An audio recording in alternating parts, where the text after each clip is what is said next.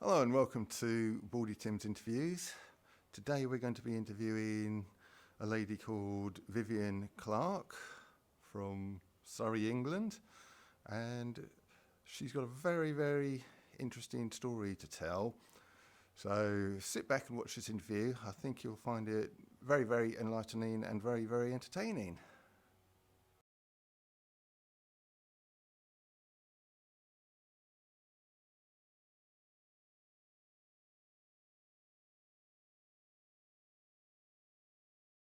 So hello Vivian. Hello. Thanks for taking the time to tell us a little bit about this fantastic story of yours. So we go all the way back to the early 60s and when you went on this trip. But before we get into that, if you can just give us a bit of background as to what kind of age you were back then, what you're doing before going on the trip and what your life looked like generally. Okay. Well, it's in 1960. I was in my very early 20s, and at the time I was living and working in London, and I worked at the London Clinic, Devonshire Place, as a secretary in the catering department. And London Clinic, they actually provided a flat for four of us. The other three, they were catering supervisors. And the London Clinic, they were very generous because for virtually no money at all, we had to pay for the flat. They provided all our food, which we were allowed to take from the catering department stores, and they actually provided a housekeeper. Never been so spoiled in all my life. Plus the fact the work that was entailed with my job was virtually non-existent. So what's the job at the London Clinic like? Well, I seem to remember I was in a small office, and I think I mentioned that really there was very little work. I had to type up menus for the different floors, but as they had celebrities, actually Elizabeth Taylor was in the clinic while I was working there. I didn't see her. Yeah. I think she was married to Eddie Fisher at the time, but they were very pampered people and needed special food, so I probably had to type up something to do with that. Who knows? I can't really remember, except there wasn't much work. So it's quite a cushy job. Very cushy, yes. And as I said, there was all the flat and the food and the housekeeper all provided for virtually no money. Can't remember what I earned at that stage. It probably wasn't a massive amount, but I don't know. Anyway, Okay. very good. You had three travel companions on the trip. Who are they, and do you know what they were doing at the time before leaving for the States? Well, there was Jill, who I was at school with, and she was working in London as a photographer. And Daphne, who actually I can't quite remember when I first met her, but Daphne was working also at the London Clinic, but as a radiographer. And Jill knew Daphne, so one evening Jill invited the two of us to dinner. And while at dinner, I've always wanted to travel since, well, I could remember. And Right. at dinner, the subject of travel came up, and I mentioned that I'd like to hire a jeep and drive and work across Europe. And the other two thought that was a brilliant idea, and we could all do it together. Right. So while discussing it, we suddenly thought, well, there's going to be problems with languages, especially if we were working. And Yeah. that was posing a big problem. So none of you had any European languages? Well, basic school French. Actually, we only learnt French at school. There was no Spanish or anything. Right. And well, not at my school. Well, Jill and I were at the same school. So we couldn't have got by really working. So then suddenly we decided, well, the USA, they speak English over there. Yeah.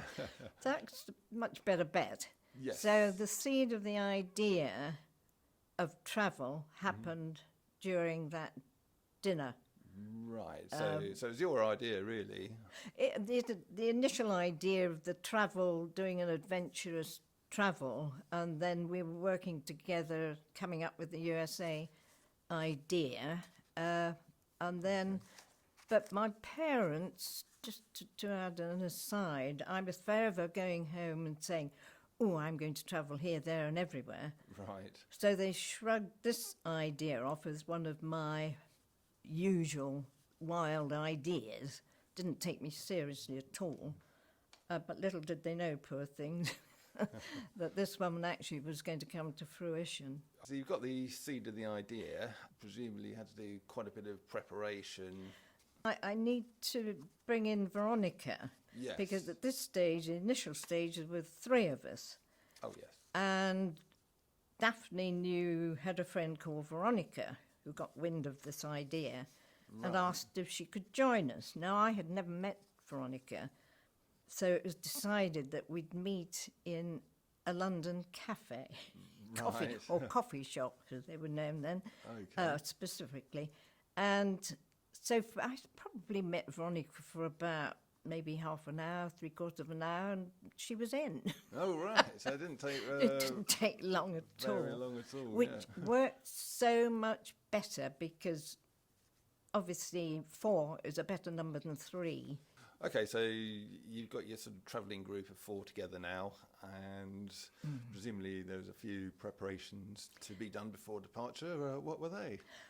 Well, we had to get visas for the US, so we spent a day at the American Embassy, and they were pretty sort of detailed about, we had medicals, we were fingerprinted, we had to prove we didn't have criminal records. Right.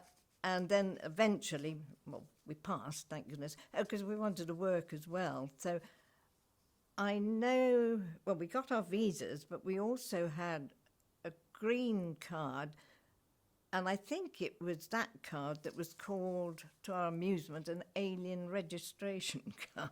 Oh. So eventually, once we got all the documentation, we could go ahead and decide on a date. Yep. Well, first of all, book a passage. We had to make inquiries as to how to get across. And so So you decided to go by ship? Well, we couldn't afford... I mean, flying as then, I mean, it was pretty non-existent. We couldn't afford to fly. Yeah, it's very expensive in the early 60s, wasn't it? Well, I don't think we even thought of looking into the cost of that, because it would really have been out of our means. Okay. So, also when we were at the American Embassy, you either had to have a job to go to, or have a certain amount of money, specified amount, so that you were not going to be a liability on the States.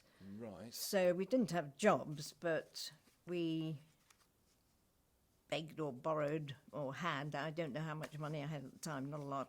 I had other jobs. And I think it was around £200, £250, whatever that equates to today. But we all managed to, well, you had to have it, I think, to enter the States, or proof of that we had the money. And anyway, then having looked into different lines, shipping lines, we hit upon the Holland-America line, and there was a ship called the Rhine-Dam, and we booked our passages. So you left on the 11th of March 1961. We did. We had visas and passports, naturally, and all the documents we required.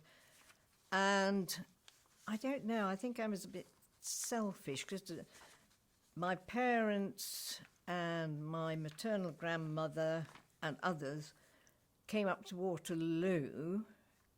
I didn't want anybody to come to Southampton with me, because I thought the goodbyes would be drawn out for too long.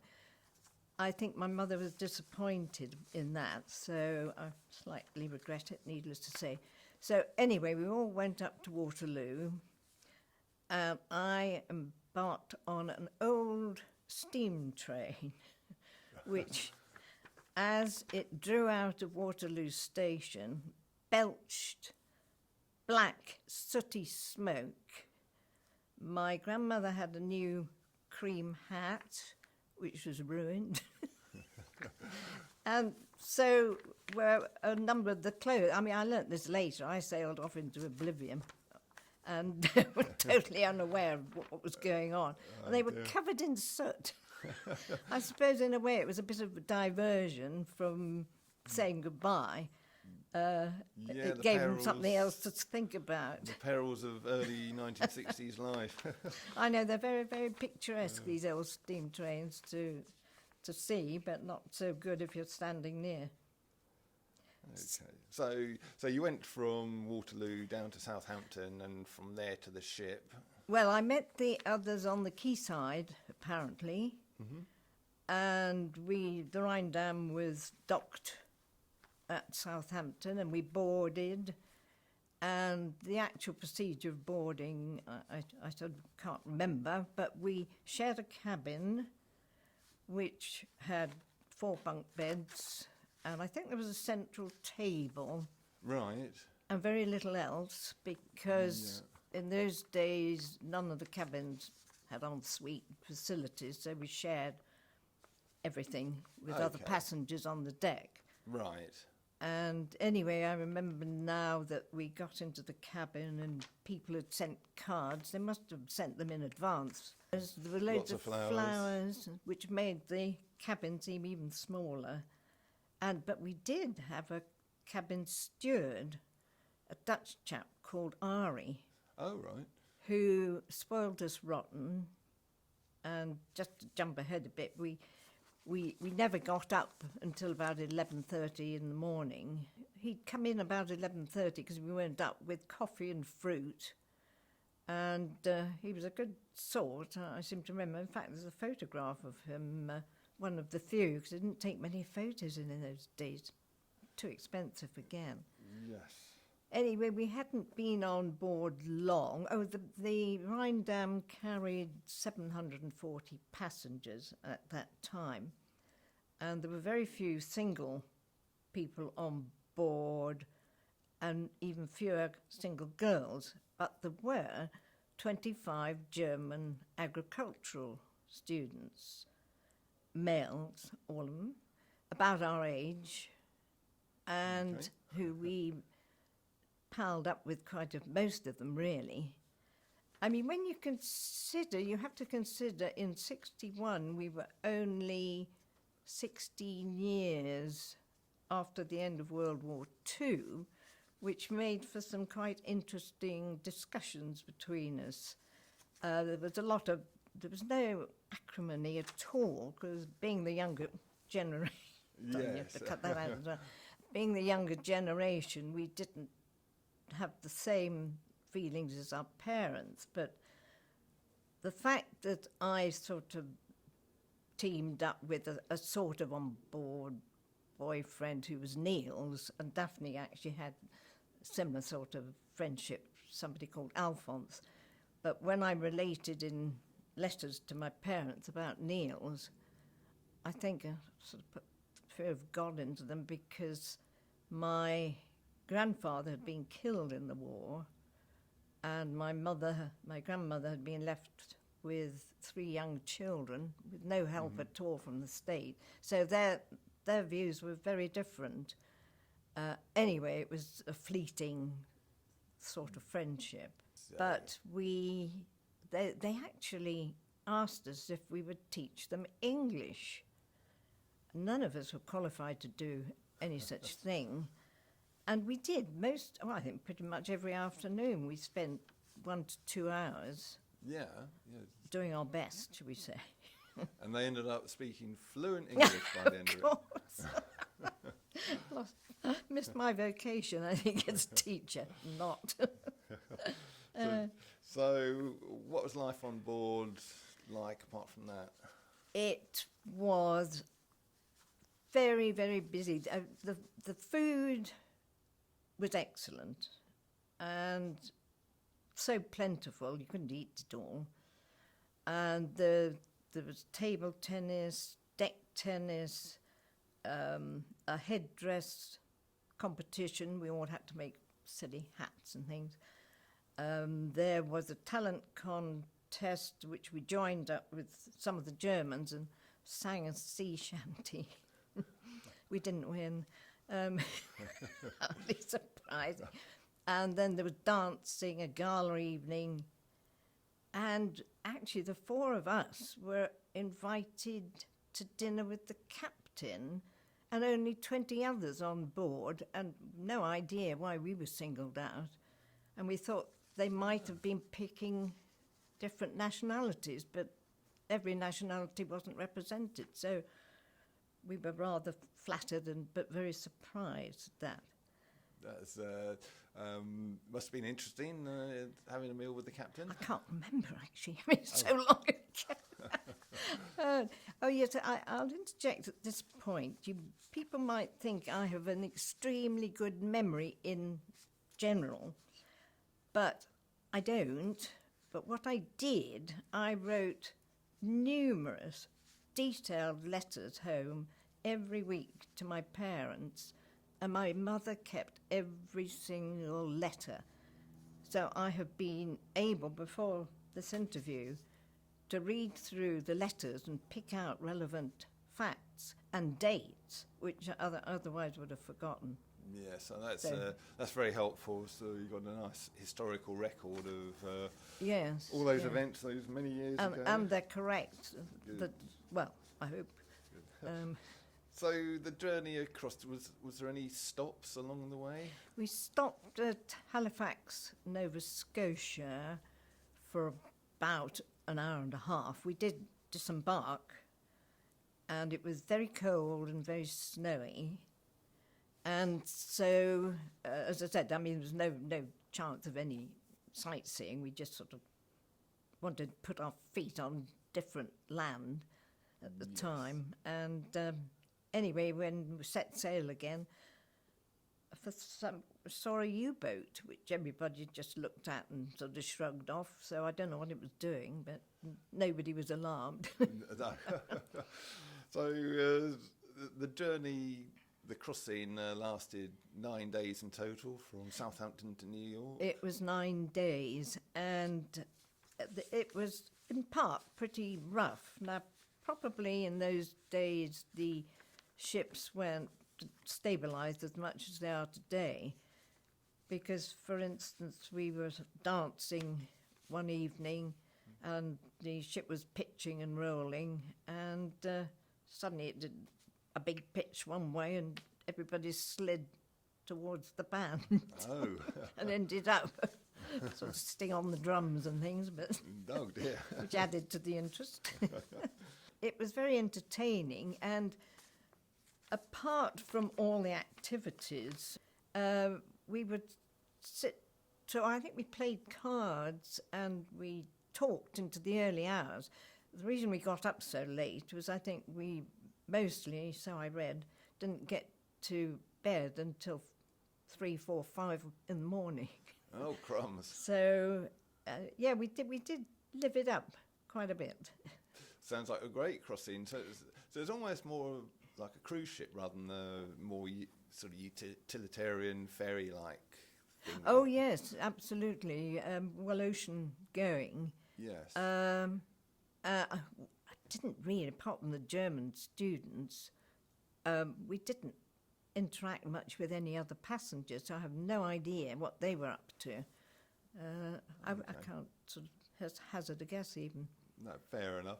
So the 9 days go by and you're sort of sailing into New York City, which I've done that. I've sailed out of there on a ship, but it's quite spectacular, isn't it? What was your initial impressions of the city? We actually got up at 6:30 in the morning, Right.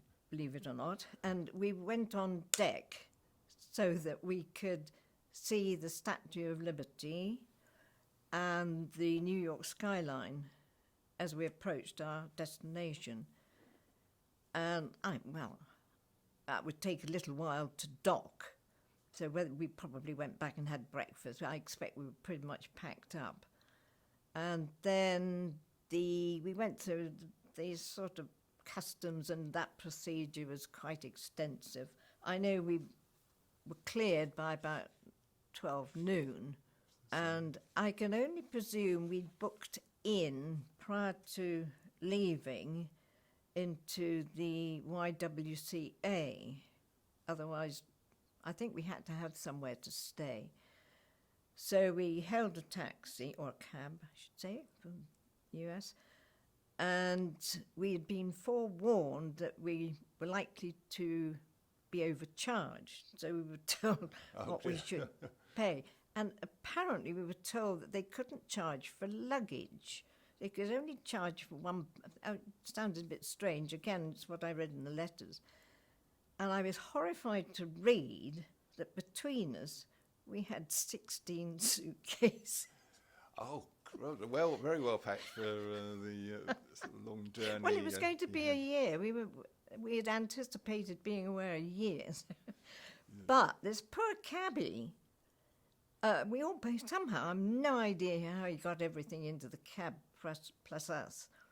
And when we got to the YW, he said, oh, it'd be $12. And we said, no way. Oh. And we actually ended up paying him $4, which included the tip. And he was quite happy and wished us good luck. So, we were doing everything on a shoestring. We had no money to speak of except what we had to have to enter the States. So we got to the YW state. I don't remember much about that accommodation. Anyway, we were only there 3 nights. So sounds like you were no pushovers with the cabbie story. You knew how to barter and negotiate. Well, we did. I think it was our financial situations that dictated quite a bit of that. We wanted to save money because our intention was to work in New York and then buy a car and camp across the States. This was all in the plan. And so we were right into sort of saving money mode. So nobody was getting anything more than we could help. Fair enough. So you've arrived in New York City on the 20th of March 1961. Just go into a little bit into your first impressions of New York City. Well, I suppose, obviously, having arrived in dock area, first impression was rather dirty, but on reflection, that was understandable. And eventually, when we went to the Rockefeller Center and Radio City, where it was clean and impressive, my opinion changed, which was quite understandable, I guess. How did you find the people? They were very friendly, and I must relate one story that there were 3 of us. I don't know why there weren't 4 at that time. We went into a hamburger joint and sat at a bar, and there was nobody in the restaurant at the time. None of us had had a hamburger, so we thought, well, we'll order one, you see. And at this time, a man had come in, and he sat round at the same bar. It was a sort of a semicircle affair. And he just said, oh, we ordered out knives and forks. And so he just said, just pick it up in your hands and bite into it, you see, so, which we did. And before we'd finished, he left. And when we were due to go, we asked for our bill, and the waitress said he'd paid for us all. I mean, that's good. Yeah. That was, we were just amazed. So anyway, he was a regular, and we wrote a note and left it for him, thanking him very much and saying what a fantastic first impression of the people in New York. If they were anything to go by, he was anything to go by, it would be really, great, yes. Really nice gesture. Oh, I think it was lovely. Yeah. But there was another funny incident, which is to do with the people, not their personalities so much or their friendliness. But although we walked most of the way, at one time, the first time we went to catch a bus, we were the first people at the bus stop, and a lot of other people came and stood around. But unlike the British, they weren't queuing. They were just in a mass of people, a lot of people. So although we were there first, the bus came along, and we were everyone just rushed, got onto the bus, the doors shut, and there were 4 people left standing on the bed. I think I can guess who the 4 were. Next bus we got, we obviously jolly well got on first if we were there first. Yeah, I don't blame you. But just going back to the hamburger thing, so, Yeah. so none of you had ever even seen a hamburger before? No. You didn't even know what they were, so... No, I think England in our youth, there weren't such things. I mean, we were all sort of knife and fork people. There was nothing sort of... Yeah, it seems incredible. Apart from sandwiches or picnics, yeah. Yeah, it seems incredible in this day and age. We've got McDonald's and all the rest of them on pretty much every street corner. So anyway, just going on a little bit, you spent your first 3 nights in the YWCA, and what did you do for accommodation after that? Well, we had to find something permanent, or for as long as we ended up in New York. And so we did a lot of walking around looking for hostels, either that fitted our monetary situation, which wasn't great, but hostels, as a rule, are pretty cheap. However, they either weren't suitable, or we didn't think they were suitable, or there was no room. So whether somebody mentioned this Evangeline residence, which was uptown near Washington Square and the New York University, it was run by the Salvation Army, all for girls. So pretty safe there. Yes, and there was somebody on the door. You had to be in by a certain time at night unless you got a pass. So anyway, we went in there. We were offered, they could take us, and for $19, I think 40 cents or something a week each, we got, obviously, the room, shared facilities, needless to say, and we got 2 meals a day and 3 at weekends. Also, there was, in the basement, there was a gym, a swimming pool, which you didn't use because you had to pay for it. The rest was free, and there was a basketball area, and all sorts of machines and things for gym, and we were the only ones who ever used it. The American girls, no way, I don't think we ever saw anyone down there, except for us. But I have to just go back and say that for 3 days, the German students were staying in New York, and the ones you met on the ship? Yeah, on the ship. Yeah, okay. And apart from finding accommodation, Niels and I saw an awful lot of New York. I think I met him every day. Well, I did meet him every day. And we went to the Rockefeller Center, Radio City, and the music hall where we saw a show. We went to Wall Street, the Metropolitan Opera House, where he treated me to performance of Aida. I wasn't into that sort of thing particularly, and I fell asleep. Oh, dear. But so did he, so I didn't feel quite as bad. Oh, yeah, that's fine. And, yeah, we walked around, we had meals out, so we packed a heck of a lot into those 3 days. And I can remember, I read in a letter that I was quite pleased when they left, being absolutely sort of worn out from traipsing around and doing so much, plus had to start looking for a job.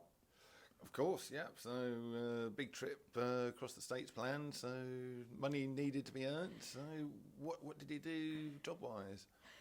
Well, Veronica and I, who had both sort of secretarial training, the last thing I ever wanted to do, needless to say, So we both went to New York University, which was within walking distance of the Evangeline residence. So once we'd settled into the residence, it was job search time as well.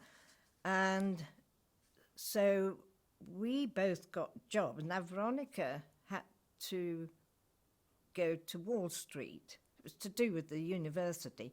But I got a job actually in the university in Washington Square, which I could walk to.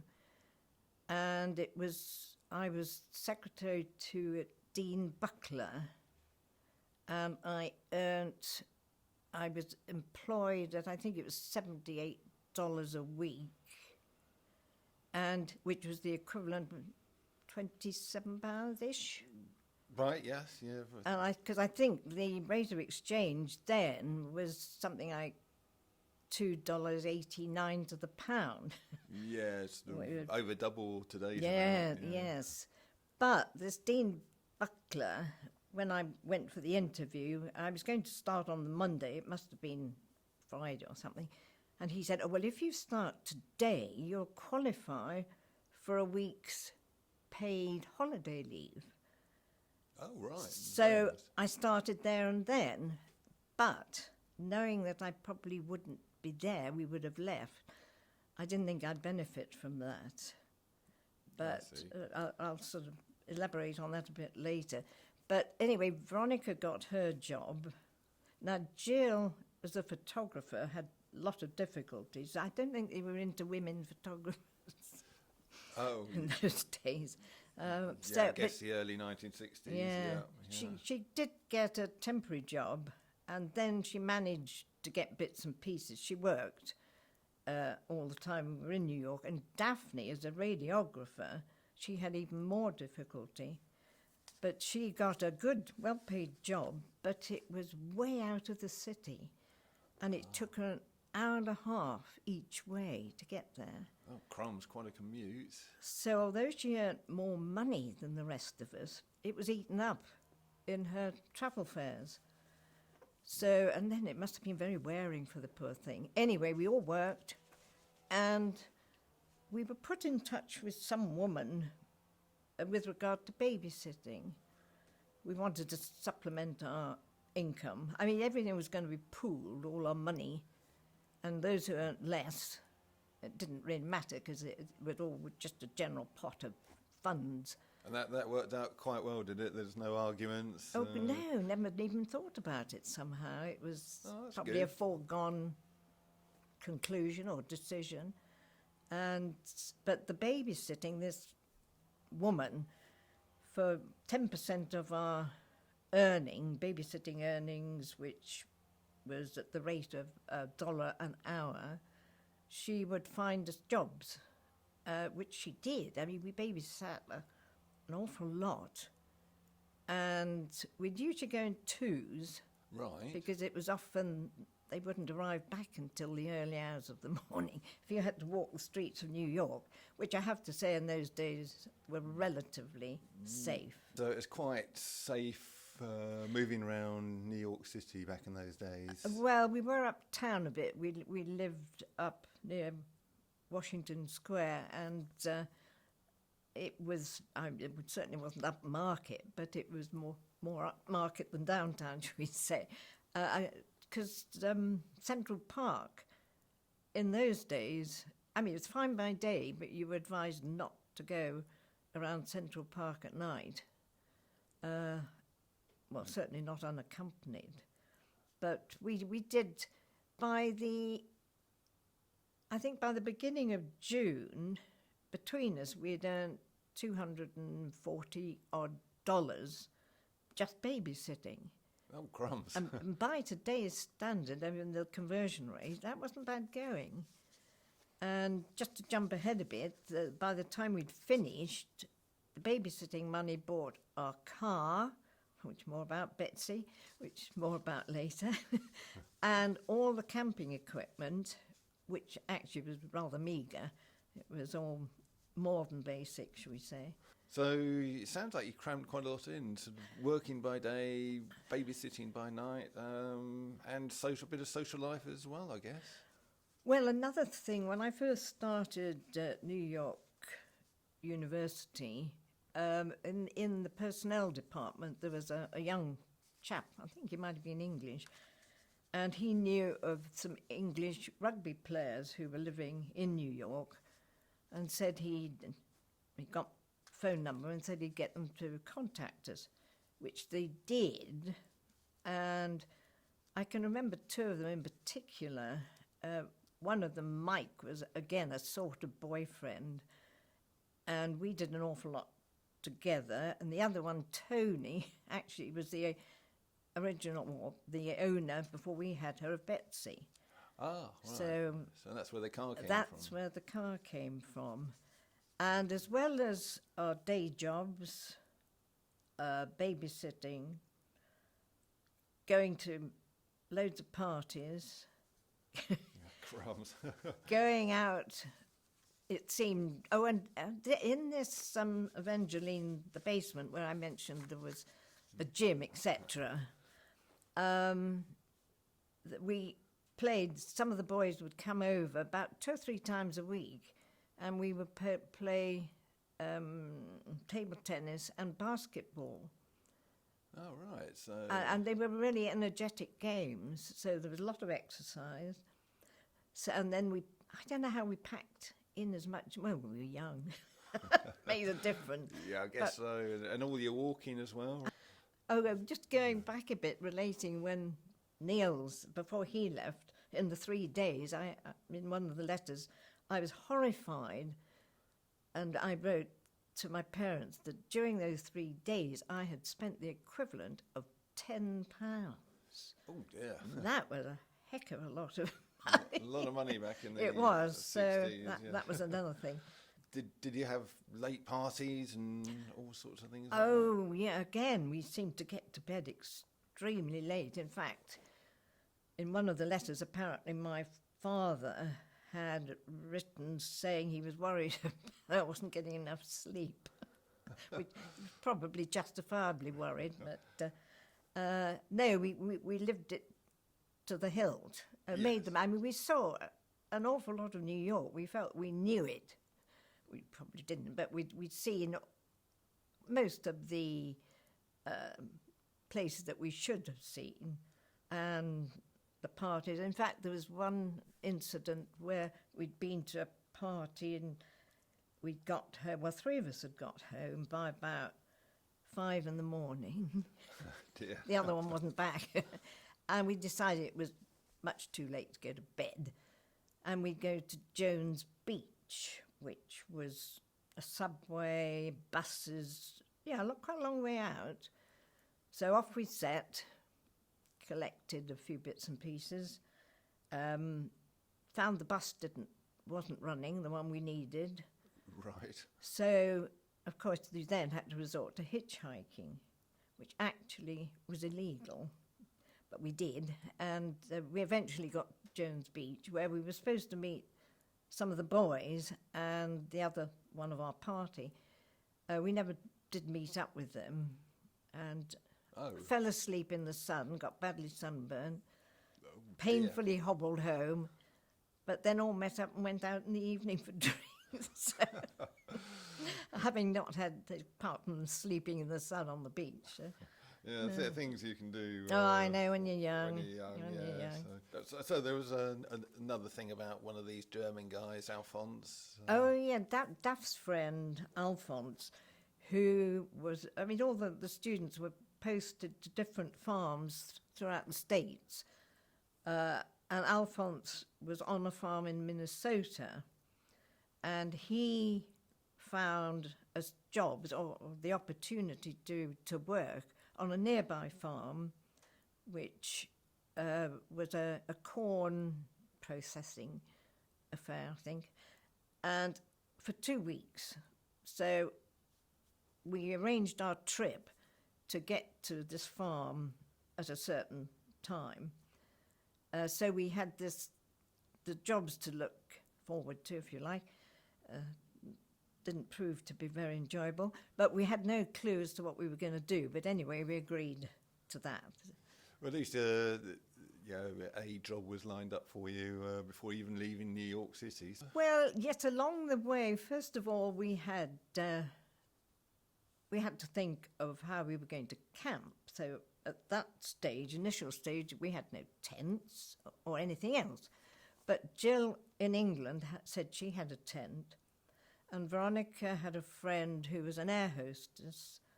So she, on a trip back to England, brought Jill's tent over, which transpired to be an open-ended pup tent, which meant there was no flap across one end. Oh dear.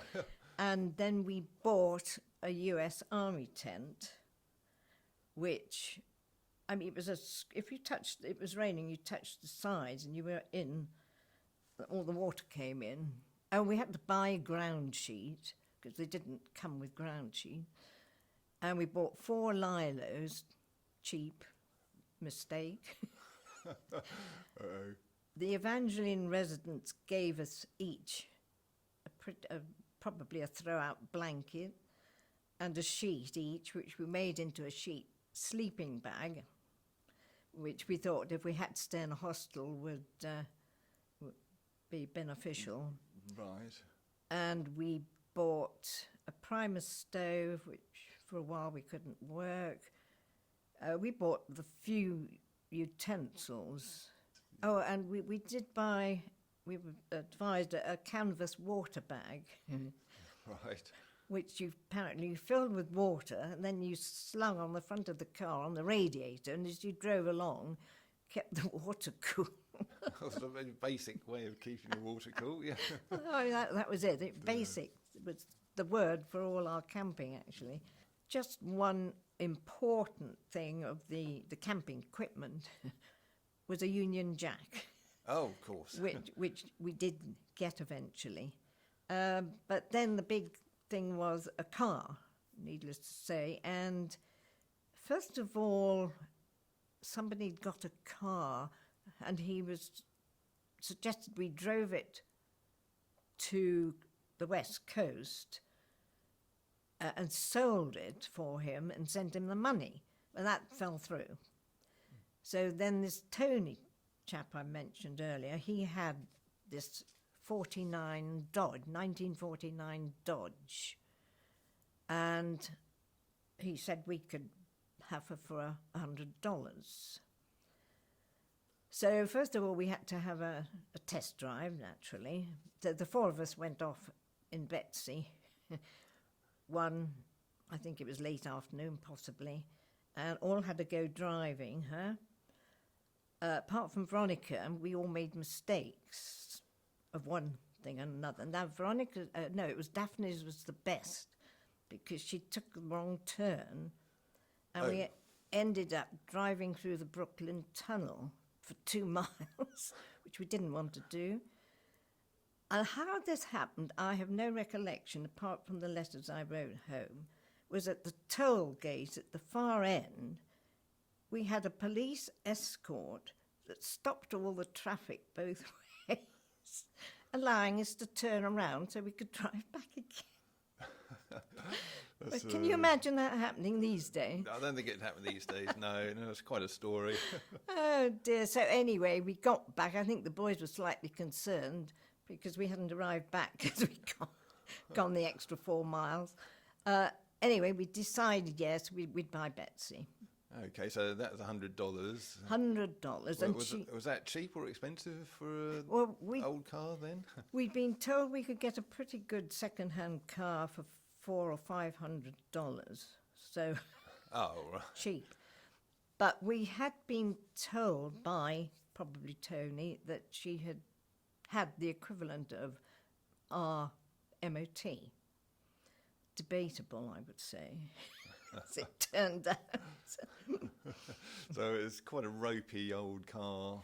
Well, in some ways, the bodywork seemed to be sound. I can't remember any sort of rust particularly or leaks, but it was a sort of car in those days. It wasn't one of your real flashy jobs, the big fins. They meant but big and bulky, and there were no bucket seats. The driver and 2 passengers. It was a long seat in the front, across the front. Bench seat. Well, is that what you call it? Yeah. Yeah. But then, I better hasten to add that a number of our suitcases and clothes had to be sent back to England. There's no way we could have got everything. 16 suitcases in Betsy. No, big American car, but they're not that big. So. No. And we didn't have a roof rack, I think. We thought we would. But apart from the boot, and we had the camping equipment. Yep. So how in did the you boot, sit then? Sorry? How did you sit in the car with Well, all 3 the in the luggage? front and 1 absolutely squashed in the back because we had the interior all piled high. I don't know how we saw out the back, actually. Anyway, we managed. But it was an absolute squash, and the boot was full, and inside the car was full. And Dear. I think the only thing we had for any emergency, safety emergency, was a mallet under the front seat or a hammer or something. But that was for knocking in tent pegs. Oh. So we never thought of personal safety at all. Crumbs all flying by the seats of your pants. Yes, type but of when stuff. you're young, you don't dwell on things. You don't look for trouble, and No, even if it does catch up with you. That's true. So that was meeting Betsy, really, and getting to grips with her. Yes, but I better say, before we left England, we all got international driving licenses, having been assured that they were legal in America. No. Oh. So we found out, by which time it was too late to do anything about it. And then we had to, I think we had to re-register Betsy. I think for any new owner had to be re-registered or something like that. But then there was insurance and no driving licenses. Right. That created a problem, and I have to say, as all the time has passed, that a bit of bribery occurred. So we did get... Shh, don't tell anyone. Was there any other preparations before leaving you? When we decided to join the Youth Hostel Association for, I think it was $1.10 each, and that enabled us to, if we needed to, if we couldn't camp for any reason, and there was a hostel available, we could stay the night for 75 cents each. Thought was a good backup. Yeah. And then we joined the AAA for $18, and they actually, which we weren't expecting, provided wonderful maps, detailed maps for us, which helped. I think they might have, we'd given them roughly our route, and I think they sort of prepared maps for us. Well, again, a service you wouldn't get nowadays. You get a map, maybe, and that's about it. Yeah, that sounds like a very good service that they used to have.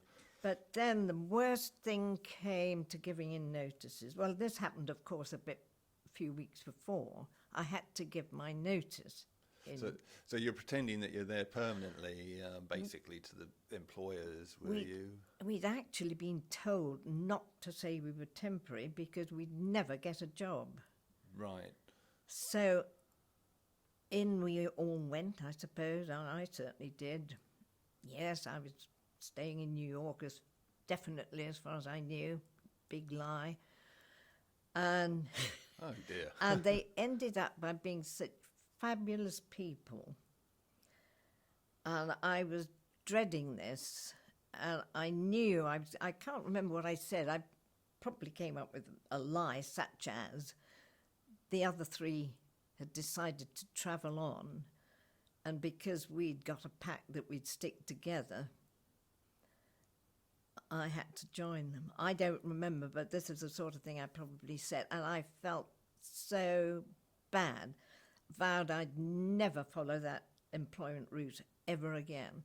Because they were, and you know, the Dean Butler, although I wasn't entitled to it, he gave me the week's holiday equivalent before I left. I think that came to something like well, I don't know, the 68, 78, whatever it was, dollars extra. Oh, very nice. So I felt even worse. Oh, dear. Well, I suppose it fulfilled her purpose anyway. It did. And, well, there you go. These things happen. Okay, so that's really the end of your New York part of the journey, and you had Betsy, and you departed New York City to travel across America. I think it was on a Monday, but it was the 10th of July, 1961. Having gained or got a $15 parking ticket, which as we were moving states, we didn't pay. Sorry about this, I'm coming across very badly. Anyway, on that day, travels with Betsy really began. Okay, well, that's a good time to finish the first interview. We'll begin the second interview with actually departing New York City and beginning your trip across the States in Betsy. Well, thank you, Tim. Thanks for your time.